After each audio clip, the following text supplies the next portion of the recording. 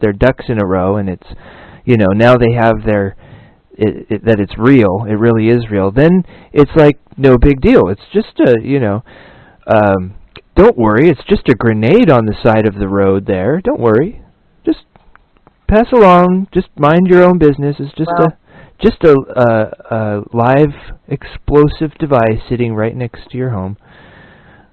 No, it's not a very good analogy, but basically that's what they do. They say, once they get it established, then they say, it's no big deal. Don't worry about it. And then everybody is already conditioned to not think, they're already conditioned through believing that it's not real. They're just got this no big deal kind of attitude with it. Oh, yeah, whatever, it's no big deal. Oh, there it is. Oh, no big deal. No, Ubi, I'll say this. It's psyops. I think that the majority of people really want to think that somehow the government is going to save us from all of this. I really do think that, because if they didn't, they'd be screaming and yelling right now, but they're not. Well, yeah. And I don't know what they're waiting for. Everybody keeps talking about that breaking point, and I say, well, everybody has an individual breaking point, so you can't really say what the breaking point is. But you can pretty much, if you're in this chat room right now, you know that they are not talking about what's really important. They're not. They're not on the media, the mainstream. What's really happening? Nope. And the consequences of what's going on.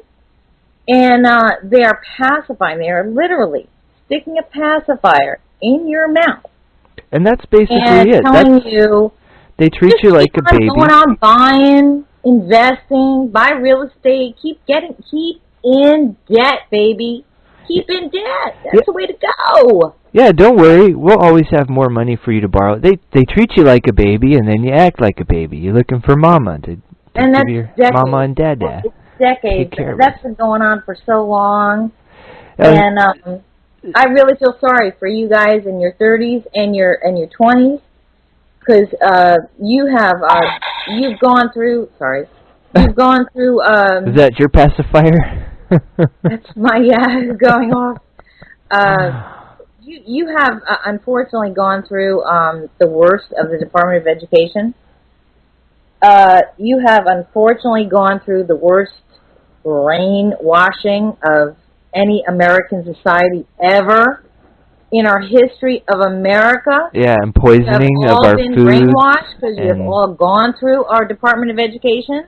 Yeah. I'm glad my mom always had a garden, and we didn't have much else to eat, so I ate pretty healthy growing up, because that's all we had, was what grew in the garden.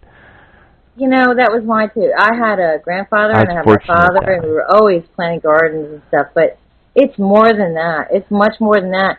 When I go through my son's history books and what he's being taught, he's not being taught anything for you. And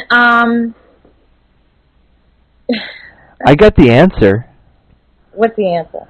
Okay, so here's the deal. Oh, by the way, before I get into it, I Dare You to Think wants to know which MySpace he should look for you under. He has so many friends, he doesn't know which one you are. Oh, I dare you. You're on 2 of my MySpaces. I'll let you know. Okay. Anyways, let me go ahead and say, I Dare You to Think mentioned something earlier about how people take an oath they swear an oath to protect the Constitution when they haven't even read it, and they don't know what it means. That's pretty much where we're at. People just trust that their country is the greatest country in the world, that being a patriot means loving your country and dying for your country and doing whatever it takes to protect your country, no matter what. They don't understand what the country really stands for. And so what you get is these people who think they're doing good, but they're just working, towards the same ends. Anyway. And the question is? The question is... Oh. The question is what to do about all this knowledge. Like, once you have a fairly good foundation of understanding. You've formulated your understanding from all the research that you've done about what's causing the problems in this world.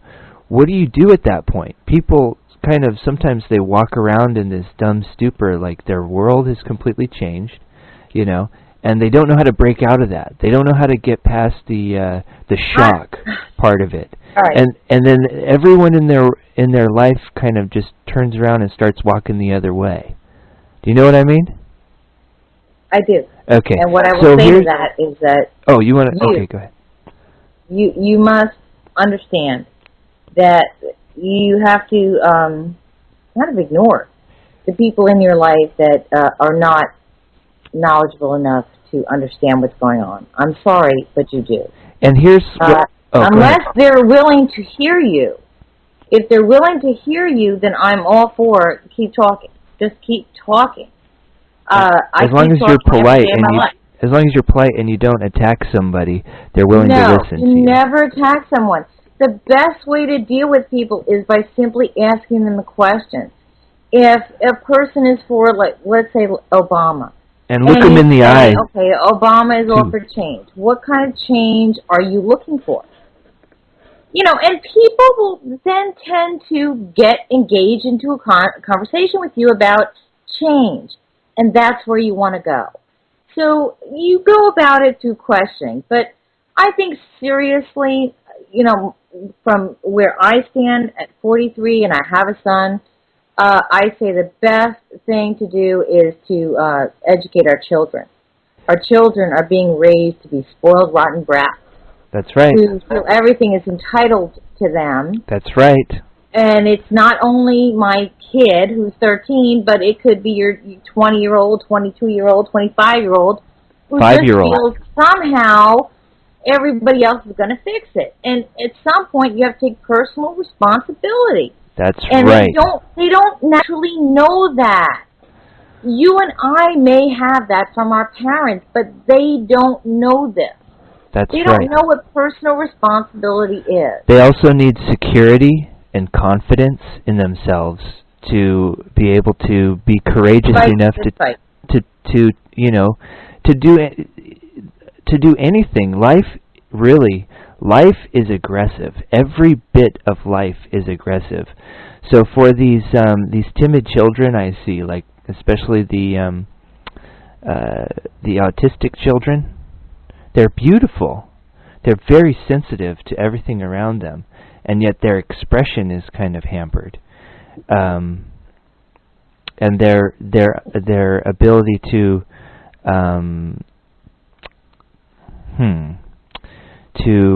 respond to other people's expressions and things is gives them a sort of innocence to the world.